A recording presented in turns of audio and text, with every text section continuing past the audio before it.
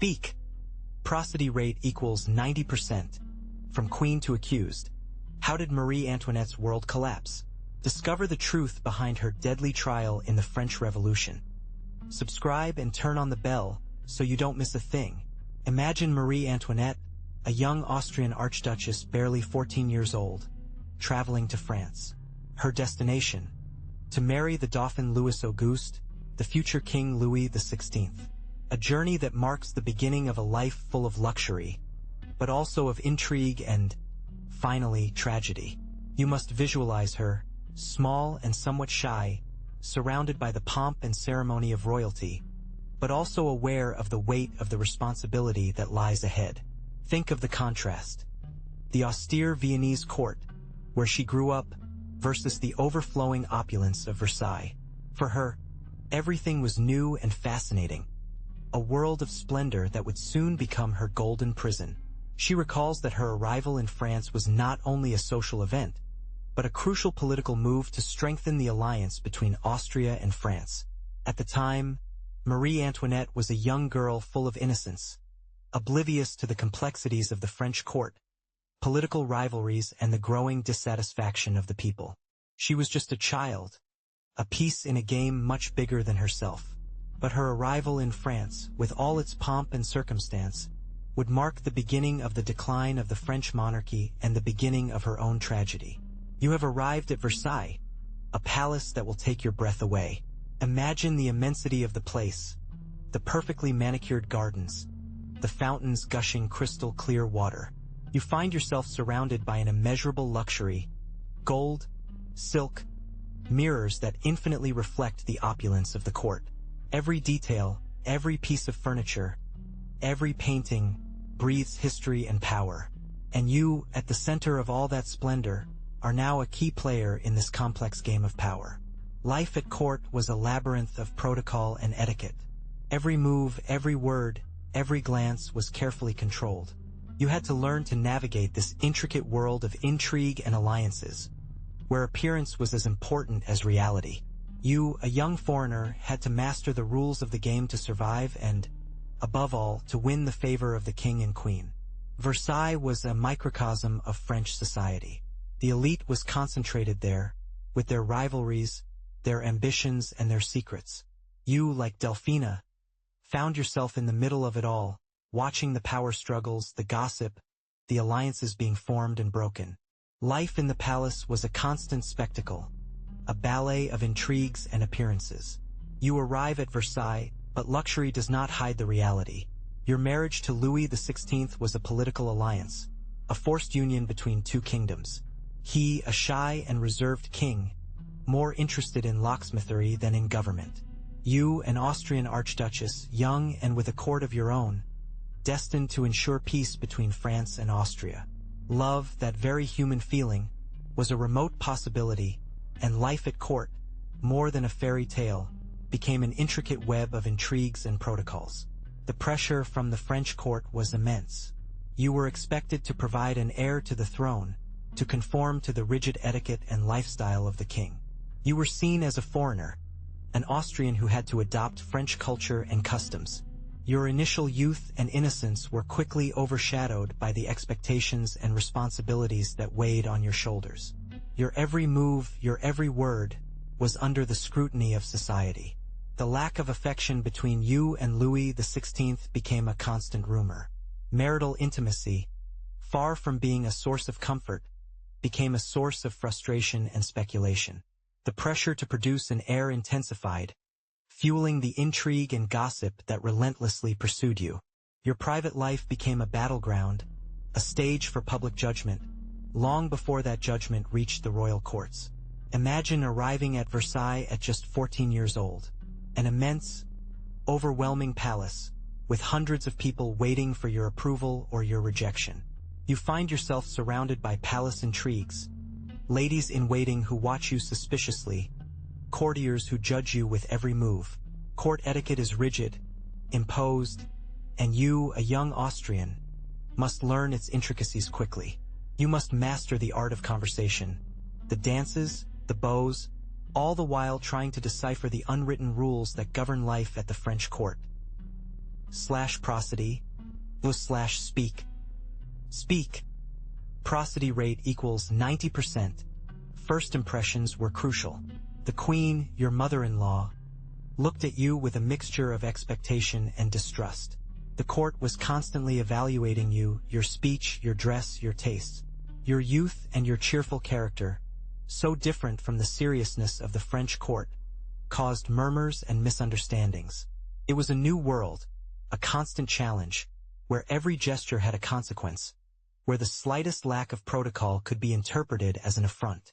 You had to learn to navigate this sea of rules and expectations, sometimes gracefully, sometimes clumsily.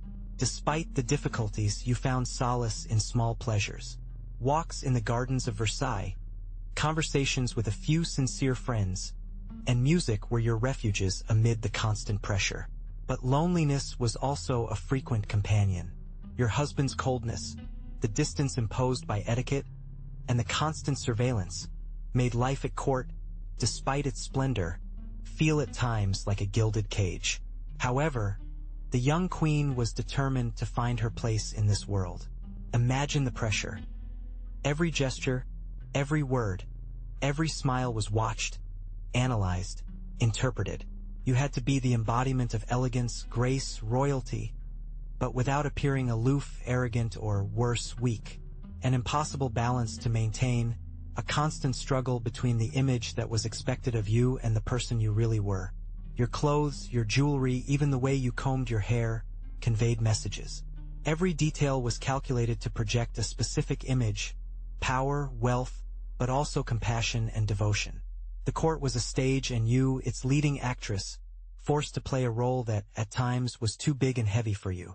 The letters you wrote, the portraits you were painted, even the rumors that spread about you, everything contributed to forge your public image. Intrigues, envy, slander, every action, every decision, was judged under a relentless magnifying glass, destined to define your legacy, long before your end. Think of the impact her style had. Marie Antoinette, despite the pressure, imposed a fashion that became a symbol of the era. Her dresses, with their delicate lace, vaporous silks, and extravagant headdresses, broke with the rigidity of the court. She popularized the Rococo style, a universe of pastel colors, bows, and delicate details that set a trend. You yourself could see this change reflected in the streets of Paris. Remember those details. The high, powdered hairstyles, adorned with feathers and jewels, which became an icon of the time. This opulent style contrasted with the austerity of many French homes, generating great controversy and reflecting the deep social inequalities of the time. The queen, without knowing it, became a symbol of this contrast. But her influence went beyond clothing. Marie Antoinette also encouraged new trends in jewelry, accessories, and even makeup. Small details, such as silk gloves, hand-painted fans, or jewelry with precious stones, became symbols of status and elegance, imitated by the nobility and the gentry. A whole fashion empire was built around her image. But her elegance, that same elegance that elevated her to a pedestal, became her condemnation. The whispers started shyly, in the most exclusive salons, talking about extravagances and excessive expenses. You know, those little gossips that amplify like a fire in a dry wheat field. Soon, those whispers became screams. The scandal-hungry press took it upon itself to transform every anecdote into irrefutable proof of his frivolity and contempt for the people. Her expenses were exaggerated, mistresses were invented, and more outlandish stories were spread, turning the queen into the perfect scapegoat. She was accused of waste, of immorality, of treason. Every rumor, no matter how wild, found an echo in an already fractured society hungry for an enemy to blame. The image of the queen, once a symbol of elegance and sophistication, gradually faded, replaced by that of a frivolous, cruel, and profligate woman. Thus, the black legend of Marie Antoinette began to be woven, thread by thread, rumor by rumor, turning a queen into a fictional character, a villain in the tragedy of the French Revolution. Reality was mixed with invention, and truth was lost in the whirlwind of defamation. Remember that the pressure on Marie Antoinette was not only social but political. France needed an heir, a symbol of stability and continuity for the monarchy. Every month that passed without a healthy child was a threat, a blow to the Queen's image and the King's power. You yourself can imagine the weight of that expectation, the constant vigilance, the relentless scrutiny of the court. Prosody /speak. Speak. Prosody rate equals 90%. The birth of Maria Theresa was a relief, but only temporary. A girl child, though precious, did not ensure male succession. The pressure continued, constant and relentless. Each pregnancy became a national event, watched with a mixture of hope and fear. Prayers and rituals multiplied, awaiting the arrival of a male heir who could calm the fears of the court. Finally, Louis Charles arrived, the male heir that France longed for. A moment of ephemeral jubilation, a respite in the midst of the coming storm. But the joy was brief. The image of the monarchy seemed to strengthen, but the latent social tensions did not disappear. Pressure, although relieved by the arrival of a child, remained a crucial factor in the Queen's life. Finally, the long-awaited news arrived, the birth of Dauphin Louis Joseph. I imagine you're surprised to see how the pressure on Marie Antoinette, that burden that had haunted her for so long, seemed to fade a little. For an instant, the court breathed a sigh of relief, forgetting for a moment the rumors and intrigues that haunted it. Little Louis Joseph became a symbol of hope, a bridge to the stability that France so desperately needed. But what was his family life really like? What was his relationship with Louis XVI and his children? His relationship with Louis XVI, despite appearances, was complex. It is said that the king was a man of few affections, more interested in his mechanical hobbies than in children's games. For you, the image of a united and passionate couple, as painted in portraits, could be misleading. The reality, according to the chronicles of the time, was rather distant. A relationship marked by duty, politics, and the lack of a deep emotional connection, which undoubtedly affected their family life. With her children, the story is different. Marie Antoinette, despite her own rigid upbringing and court pressure, demonstrated unconditional love for her 4 children.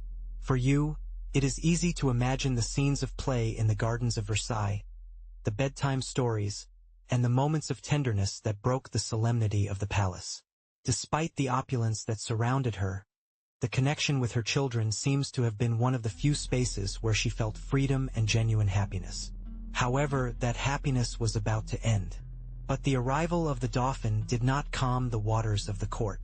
You know that alliances and rivalries were as complex as a labyrinth. Remember the Countess de Polignac, Marie Antoinette's close friend. Her influence was enormous and aroused misgivings in many. Her closeness to the Queen made her the target of criticism and gossip, feeding the image of an isolated and wasteful monarchy.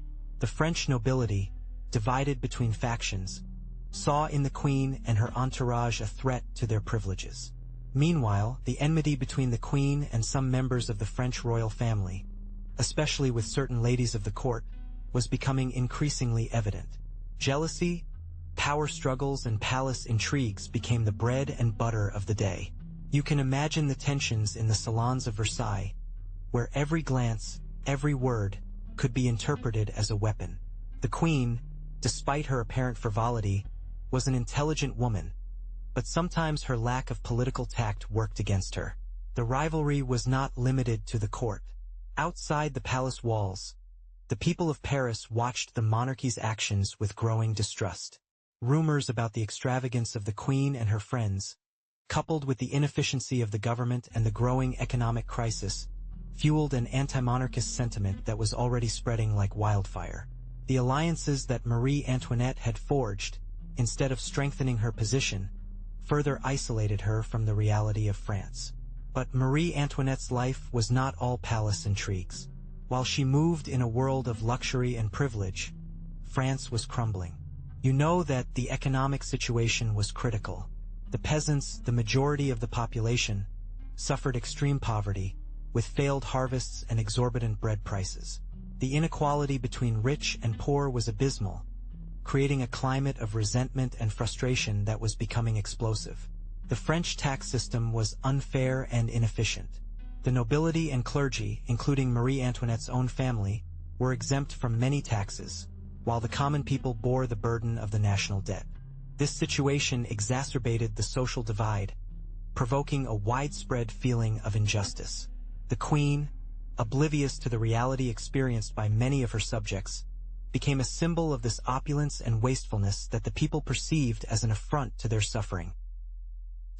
Prosody, speak. Speak, prosody rate equals 90%. Add to this the ineffectiveness of the government, unable to address economic and social problems with effective solutions. Lack of food, rising prices, and political oppression fueled the flame of revolution. Popular discontent was growing by the day, becoming a real threat to the French monarchy. You may wonder how it got to this point. And the answer is complex, but the seed of revolution was already planted. While you watched Marie Antoinette surrounded by luxury, a new wave of ideas swept through France. Enlightenment thought, with its philosophers like Rousseau and Montesquieu, questioned the absolute power of kings. They spoke of popular sovereignty, natural rights, and the separation of powers. These concepts, spread through books and salons, sowed the seeds of revolution in the minds of many. The idea that the king was not a divine being, but a ruler subject to the laws, was revolutionary. It criticized the opulence of the court, the waste of public money, and social inequality. You could see how these ideas, initially spread among the intelligentsia, began to permeate broader layers of the population, fueling discontent. For many, the absolutist monarchy was no longer a legitimate institution. Its divine right to rule was questioned, and greater participation of the people in decision-making was demanded. The Enlightenment provided the theoretical framework to justify rebellion against the monarchy, arguing that power resided in the people and not in a king. While the ideas of the Enlightenment were germinating in the minds of intellectuals, France was reeling under the weight of a deep financial crisis. You have already seen the overflowing luxury of Versailles, but behind the glitter, the reality was grim. Decades of excessive spending by the monarchy had drained the royal coffers. Splurging on lavish parties, opulent palaces, and dazzling jewels became a constant drain on the French economy. Taxes fell mainly on the most vulnerable population, the peasants and the working class. While the Queen enjoyed a life of opulence, the French people suffered food shortages, hunger, and misery. The price of bread, the staple food of the population, skyrocketed, provoking constant protests and riots in the streets of Paris and other cities. The gap between the extravagant wealth of the court and the extreme poverty of the people became increasingly unbearable. The budget deficit became uncontrollable, and the government's attempts to solve it, such as imposing new taxes, only aggravated the situation. The lack of economic reforms and the nobility's reluctance to contribute financially contributed to the country's instability. The economic situation became a powder keg ready to explode, fueling social discontent and a growing demand for change. You can see how the opulence of the few became the condemnation of the many. Remember the opulence of Versailles, the brutal contrast with the misery of the people. That gulf, that inequality, was the fuse that lit the revolution. Famine hit the streets of Paris. Bread became an unattainable luxury for many. The people, desperate, began to gather, to murmur, to demand change. The discontent was palpable, a volcano about to erupt. The storming of the Bastille on July 14, 1789, was the symbol of the outbreak of violence.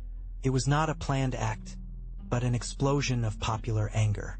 The prison, symbol of royal power, fell to the fury of the crowd. Blood began to flow, a harbinger of the violence to come. You can imagine the fear that must have swept through Paris that day, the chaos and uncertainty. Fear spread like wildfire. The nobles fled, the nobility feared for their lives and their privileges.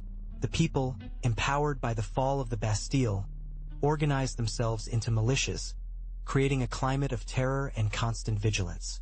The streets became a battlefield, where popular justice, often brutal, was imposed.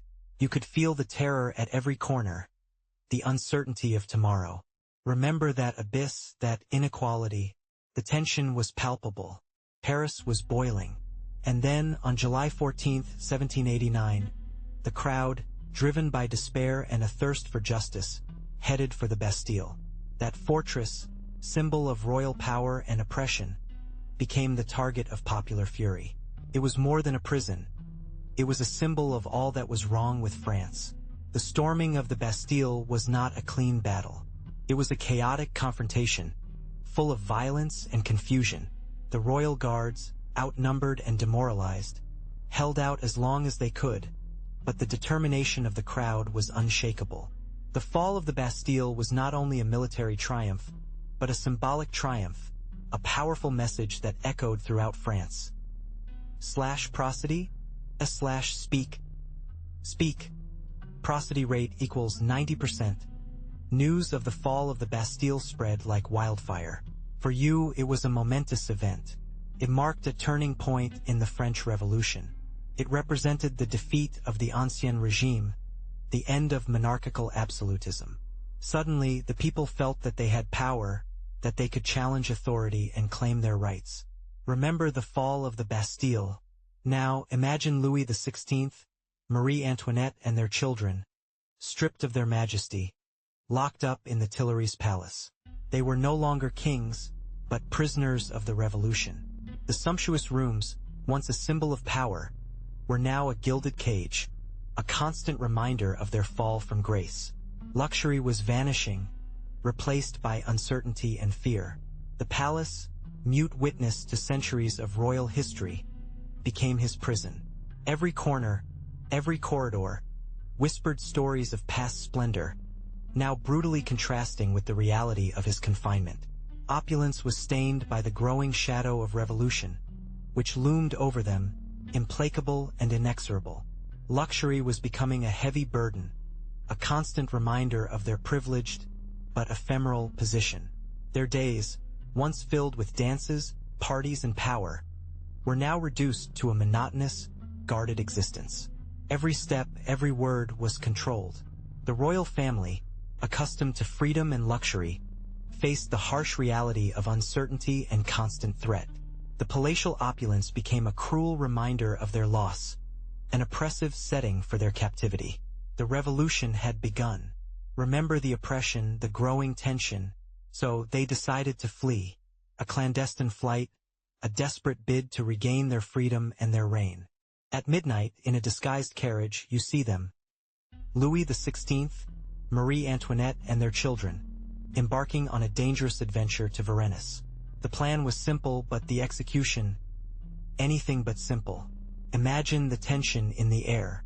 Every creak of the wheels, every shadow that crossed their path, turned the escape into a race against time. You feel the anguish, the uncertainty, the pressure of knowing that at any moment they could be discovered. The weight of the crown, now a burden that prevents them from advancing freely. But luck was not on their side. In Varennes, a small town on the road, they were recognized. The news spread like wildfire. The plan had failed. The hope of regaining the throne vanished in an instant. You see the look of disbelief on their faces, the realization that their fate was sealed. The failed escape to Varennes changed everything. Can you imagine the commotion in Paris? The news of the capture of the royal family spread like wildfire. Confidence in the monarchy, already fragile, completely crumbled. The National Assembly, previously hesitant, now acted with a new determination, driven by popular anger and distrust. The previously cautious deputies understood that the monarchy had lost all legitimacy. The image of the king and queen, once symbols of power and greatness, had become a symbol of betrayal and weakness. Popular pressure was unstoppable, and the assembly could not ignore it. The end of the monarchy was inexorably approaching. After days of intense debate, the National Assembly decided to suspend the powers of King Louis XVI. It was a coup that reverberated throughout the country. It was not simply a temporary measure. It was the official announcement of the end of absolute monarchy in France. You, as a witness of those moments, could feel the tension in the air, the uncertainty of the future. The king, stripped of his prerogatives, became just another citizen, subject to the decisions of the assembly. His authority, once unlimited, had disappeared. The revolution had taken a crucial, irreversible step. The Ancien regime, with its hierarchical power structure, was collapsing in the face of popular clamor.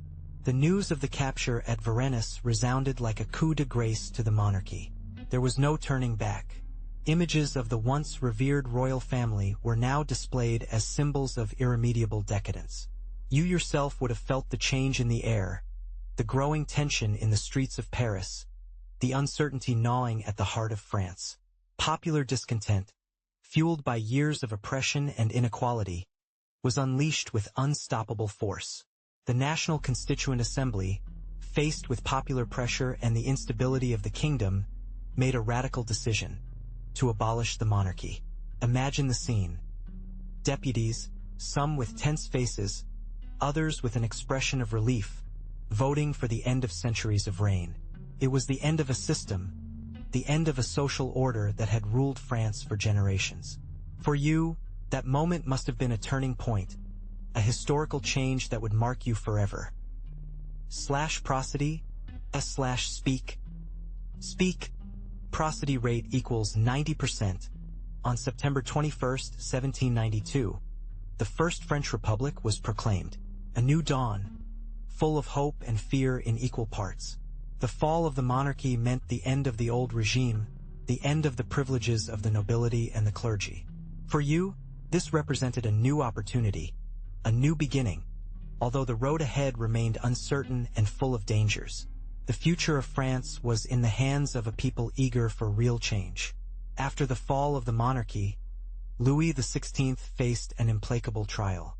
Accused of treason against the nation, he was tried in a revolutionary tribunal, a scenario that marked the end of centuries of absolute reign.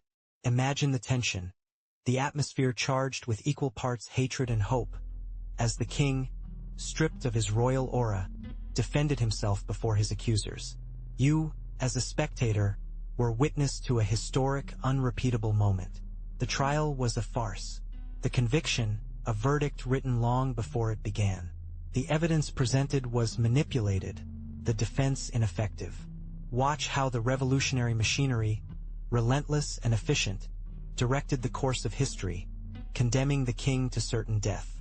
His fate was sealed, but what did he feel at that moment? Regret? Resignation? On January 21st, 1793, the guillotine awaited. Louis XVI, once King of France, walked to his death with unexpected dignity. Visualize the scene. The crowded public square, the sepulchral silence before the fall, the king's head rolling in the basket. A brutal end to a reign that marked an epoch. You witnessed the end of an era, the triumph of the revolution and the beginning of a new chapter, bloody and full of uncertainty. After the execution of Louis XVI, Marie Antoinette's life became even bleaker. Can you imagine the terror of being torn away from your family, from your children? She was transferred to the Conciergerie, a dreary and cold prison, a far cry from the splendor of Versailles. There, the queen, accustomed to luxury, faced a harsh and merciless reality. The separation of her children was undoubtedly the hardest blow. Little Louis XVII, her son, and her daughters Marie-Therese and Sophie were separated from her, taken to different places. The anguish of the mother separated from her children must have been unbearable, an open wound that accompanied her until the end. The Conciergerie was a horrible place. The cells were small and damp, infested with rats. The food was meager and of poor quality. The queen, accustomed to comfort and luxury, had to endure misery and humiliation. But in spite of everything, she maintained her dignity and inner strength. Imagine, after the terror of prison comes the accusation. You are accused of treason against the French Revolution, of conspiring against the people. You are accused of having squandered the state's money on luxuries and extravagant parties, while the people were starving. A serious accusation, isn't it? But that's just the beginning of a long and complicated process.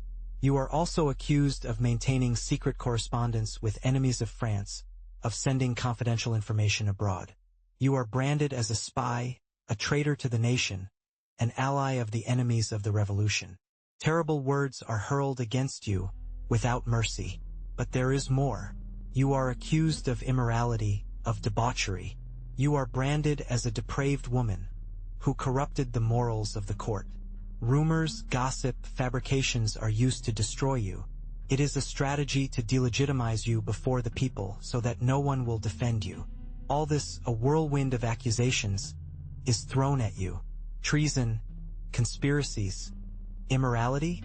Every charge is a stab. Every word a blow intended to destroy your reputation, your dignity, your very existence. You face death and you know it. You imagine yourself sitting in the dock, the gaze of hundreds of eyes fixed on you.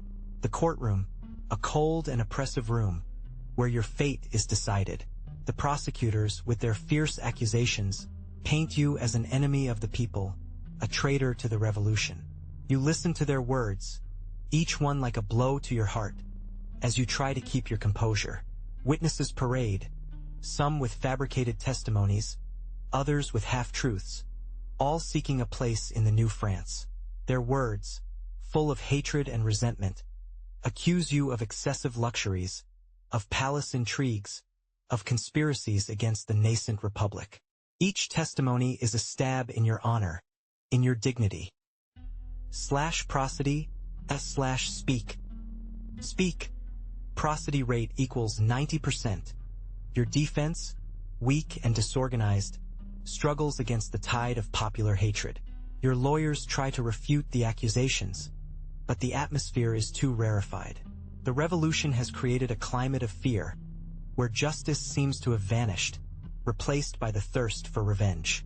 You, with your characteristic elegance and mettle, try to maintain hope, even though reality is implacable. Imagine the pressure, the charged atmosphere in the courtroom. You face not only the prosecutors, but also the powerful shadow of the Jacobins. They, the leaders of the revolution, those who pull the strings of power, watch your every move, your every word. Their influence hovers over the trial like an impending storm, conditioning the course of the trial and, above all, the final verdict. Robespierre and his allies, from the shadows, watch you. His radical ideas, the guillotine as a symbol of revolutionary justice, are present in every murmur of the room. You know that your fate depends not only on the evidence presented, but on the political will of these men. Their influence is so palpable that you can almost feel it as a physical force pressing down on you. The trial is not just a search for truth, but a political battle. The Jacobins need an example, a symbol of the decay of the monarchy to consolidate their power. And you are the perfect target. Your condemnation not only affects you, but sends a message to anyone who dares to challenge the new order. The pressure is overwhelming, the atmosphere unbreathable. You imagine yourself sitting in front of it, Marie Antoinette, the queen, now a prisoner. The weight of the accusation, the inquisitive gaze of the judges. The interrogation begins. The questions, sharp as daggers, seek to unravel her alleged guilt in the crimes against the French people. Observe how her face, despite the latent terror, maintains a stoic composure, a mask of dignity that tries to hide the fear that eats away at her from within. She is accused of treason, of waste, of complicity with enemies of the state. Every question is a blow, an attempt to break her spirit. But she answers cautiously, choosing her words with precision.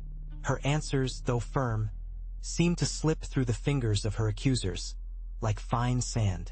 She remembers how she clings to her innocence, despite the evidence presented against her, evidence that is manipulated, biased, with the aim of destroying her. The most critical moment comes when she is accused of immorality, of secret relationships. The pressure is unbearable. You, a silent witness to this drama, watch as she tries to maintain her composure, but a slight tremor in her voice betrays the vulnerability she is trying to hide. You observe the tension in the room, the expectant silence before her answer, an answer that will mark her destiny. His refusal, resounding and full of pain, echoes in the cold atmosphere of the room. So there you are, watching as his lawyers, with the eloquence of the time, try to dismantle the accusations. It is not just a matter of denying the charges, but of weaving a narrative that presents her as the victim of a conspiracy, a manipulated queen surrounded by enemies. Her defenders emphasize her inability to interfere in affairs of state, arguing that her role was merely ceremonial. Emphasis is placed on her youth and lack of political experience when she assumed the throne. They argue that she was influenced by people around her, presenting her as an innocent figure, deceived by the intrigues of the court. The strategy is clear. Humanize the queen, arouse compassion in the judges and the public. The defense focuses on disproving the accusations of waste and treason, presenting documents and testimonies that attempt to refute the evidence presented by the prosecution. It is a complex legal battle, a fight against time and against public opinion, which has already tilted against her. But her lawyers are fighting with all their might, trying to build a solid defense. But the defense faces a wall of unfavorable testimony. She remembers the angry crowd, their cries for justice. Now, in court, those same sentiments are translated into concrete accusations. Letters, documents, accounts from maidservants, guards and nobles are presented, all painting a grim picture of the queen. Each testimony one more blow against her image. There is talk of extravagance, of disproportionate spending, of a life far from the concerns of the people. Testimonies describing opulent parties while France was crumbling around her. Rumors of a possible affair with a nobleman are mentioned, a scandal that fuels suspicions of treason.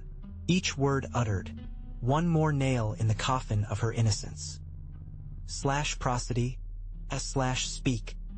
Speak. Prosody rate equals 90%. Even material evidence is presented.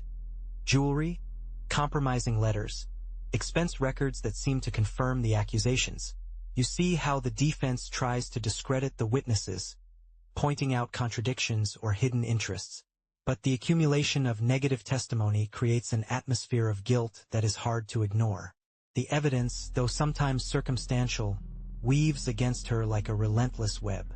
You will see how, in the face of the avalanche of accusations, the mask of strength that Marie Antoinette had maintained for so long began to crack. Her answers, once firm and defiant, now became hesitations, awkward silences that spoke louder than 1,000 words. You'll notice the tension in his shoulders, the pallor on his face, the way his hands clasped nervously. The pressure was immense, crushing, and it was beginning to leave its mark on the queen. You will notice how even her eyes, once bright and full of life, now reflected a deep weariness, an overwhelming sadness. Her answers were becoming shorter and shorter, evasive, her words barely a whisper. It was evident that the pressure was wearing her down, consuming her energy, sapping her spirit. This woman, so accustomed to luxury and power, was now completely unprotected, at the mercy of the fury of the crowd and the relentless machinery of the revolution. She remembers that the accusation was relentless, and every question, every testimony, was like another blow to her already weakened spirit. Lack of sleep, poor nutrition, and the constant threat of death had taken their toll. The image of the powerful, unflappable queen faded with every sigh, every held-back tear. In those moments of fragility, the real Marie Antoinette was seen, a vulnerable human woman, prey to fear and despair. But observe well, because even in those moments of fragility, her spirit refused to bend. Before the court, her gaze, though perhaps somewhat more subdued, remained fixed and defiant. She did not break. She did not beg for mercy. She did not plead. She was still the queen, even if her kingdom was reduced to the cold cell where she was locked up. Her silence, often interpreted as guilt, was actually a strategy, a shield against manipulation, a way to protect her dignity in the face of the maelstrom of lies and slander that surrounded her. She knew that any misinterpreted word could be used against her, and she opted for caution, for reserve. Remember that Marie Antoinette's strength was not the arrogance of an untouchable sovereign, but the stoic endurance of a woman faced with an inhuman situation.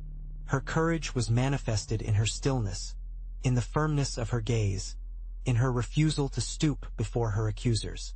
It was a silent but unshakable strength. And then the moment came. The silence in the room was so thick you could almost touch it.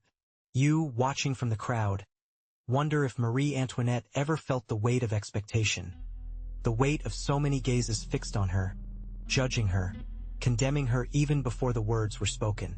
The verdict was approaching, a period to a life of luxury and privilege, now transformed into a nightmare. The judge's voice rang out, cutting the tension. Each syllable, each word, weighed like a slab on the heart of the condemned. Guilt was unquestionable for the court. A summary judgment, swift and cruel, sentencing the queen, once a symbol of opulence, to a tragic and inevitable end. You feel a shudder as you hear the sentence, a mixture of horror and fascination. Death sentence.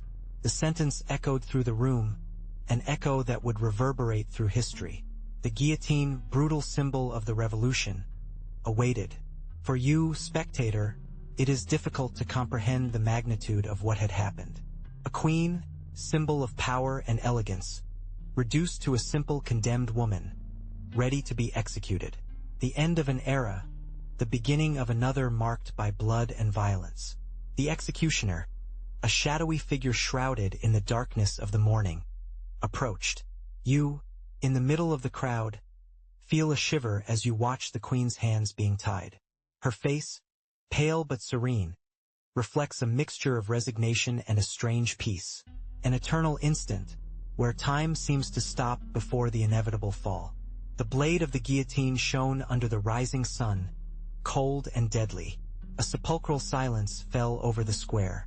At that moment, before the final blow, what thoughts crossed the queen's mind? You imagine a whirlwind of memories, of a life transformed in an instant. A sharp, swift, and unrelenting blow. The crowd held its breath. In an instant, it was all over. The queen's head, separated from her body, rolled to the ground. The scene, brutal and final, was engraved forever in the memory of all present, including yours. /prosody, /speak. Speak. Prosody rate equals 90%. The guillotine falls. A sepulchral silence takes over the square. In that instant, beyond the immediate horror, another story begins. That of his legacy. You, silent witness of this tragic end, begin to understand that the death of Marie Antoinette was not only the end of a life, but the beginning of a myth. A myth that would transcend the borders of France, and that even today, centuries later, continues to fuel debates and fascinations. Her image, transformed by revolutionary propaganda into a symbol of the opulence and decadence of the monarchy, becomes a double-edged sword. While some remember her as a frivolous and insensitive queen, others see her as a victim of the revolution, a woman sacrificed on the altar of ideology. You are now part of that complex web of interpretations, able to appreciate the multiplicity of perspectives on her life. Her story, turned into a legend, would inspire novels, operas, films, and works of art throughout the centuries. From today's perspective, you can analyze her impact on the collective imagination, how her life, marked by luxury, intrigue, and tragedy, has become a mirror reflecting the complexities of power and social upheaval. His death, brutal and public, has become an enduring symbol of the French Revolution. You, watching from a distance, see how Marie Antoinette's image begins to transform. The overthrown queen, the woman accused of wastefulness and frivolity, becomes, little by little, a myth. Revolutionary propaganda painted her as a despicable figure, a foreigner who mocked the French people. But was she really like that? Official history, written by the victors, took it upon itself to demonize her. Her expenses were exaggerated. Anecdotes were invented to portray her as frivolous and insensitive to the suffering of the people. But did these stories reflect the whole truth or only a part of it, convenient for the revolutionary narrative? Over time, the myth of Marie Antoinette evolved. From absolute villain, she became a symbol of lost opulence, a tragic and romantic figure. Romanticism, with its fascination for rebellion and suffering, rewrote her story, humanizing her and creating a more complex character. The accusations were forgotten, her sufferings were emphasized, and her end, at the guillotine, became a powerful image of injustice. From myth to martyr, Marie Antoinette's image was captured on canvas and pen. Notice how painters, after her execution, depicted her not only as the overthrown queen, but also as a victim, a tragic figure shrouded in an aura of melancholy. Her post-revolution portraits move away from the splendor of her early years, showing a woman immersed in reflection, sometimes with a penetrating gaze that challenges the viewer. These paintings, loaded with symbolism, become a reflection of the different interpretations of her life and death. Literature, for its part, did not lag behind. Novels, poems, and plays made her a recurring character, often idealized or demonized depending on the author's perspective. Remember that her story lent itself to multiple interpretations, and each writer molded her as they pleased, reflecting the prejudices and beliefs of their time. Some works present her as an innocent figure caught in a complex political situation, while others portray her as a frivolous and irresponsible woman, guilty of France's misfortune.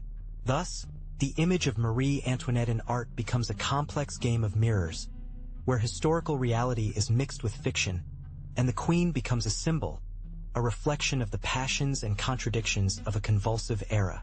You, as a spectator, can appreciate how the artistic interpretation of her life has evolved over time, adapting to different sensibilities and perspectives. The doomed queen continues to live, not only in the collective memory, but also in the pages of books and in the brushstrokes of artists. But the story of Marie Antoinette did not remain in the history books. Her life, tragic and fascinating, has captivated popular culture for centuries. Think of the countless films that have portrayed her, from classic versions to more modern adaptations, each with its own interpretation, offering different perspectives on her personality and reign. On television, she has also had a notable presence, either as a main or supporting character in historical series, or even in more freewheeling fictional productions. Remember those scenes, those moments on screen where the figure of Marie Antoinette becomes the center of attention, sometimes glorified, sometimes criticized, but always fascinating. Prosody / speak. Speak. Prosody rate equals 90%. And what to say about the music? Her story has inspired composers and lyricists to create works that explore her life, death, and legacy. From operas to pop songs, the figure of the French queen has transcended eras and musical genres, finding echoes in the artistic sensibility of different generations. But what do we really know about Marie Antoinette? New research has revised the traditional image of a frivolous and spendthrift queen. Modern historians have delved deeper into letters and documents of the time, offering a more nuanced perspective. They question her role in France's financial crisis, analyzing the complexity of the economic and political situation of the time, and how responsibilities were attributed to her that perhaps did not entirely correspond to her.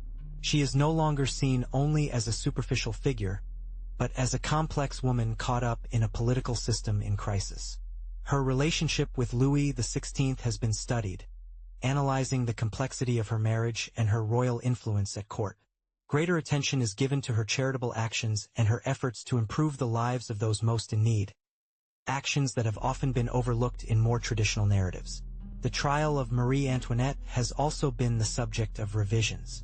The political and social context that led to her conviction is analyzed, as well as the political pressures and maneuvering that influenced the process.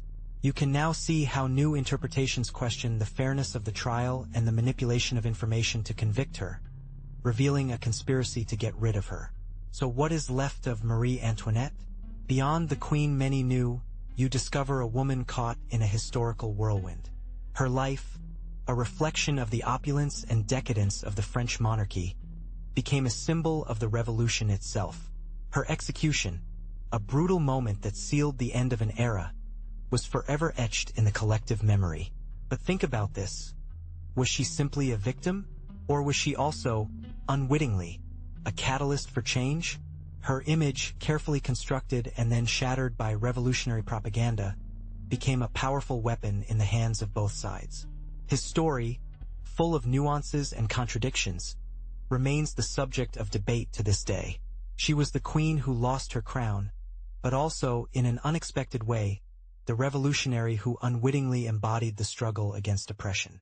Her tragic fate continues to resonate through time, a reminder of the dangers of absolute power and the fragility of the human condition. Beyond historical judgment, her figure endures as a symbol of a time of great change. You have wondered, haven't you, if Marie Antoinette was really as frivolous as she was painted? Many blame her for France's economic crisis, but the reality is more complex. Her spending was high, yes, but it was also a court custom, and she was not in full control of the royal finances. Remember, she was a young foreigner, newly arrived in a country with customs and power structures that were unfamiliar to her. Another frequent doubt: was she really a bad mother?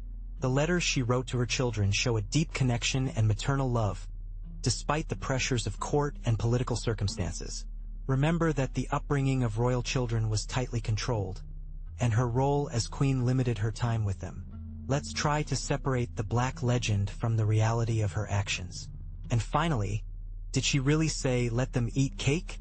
It is a legend that, although popular, lacks historical evidence. It was a phrase attributed to her to discredit her, a propaganda tool of the revolution.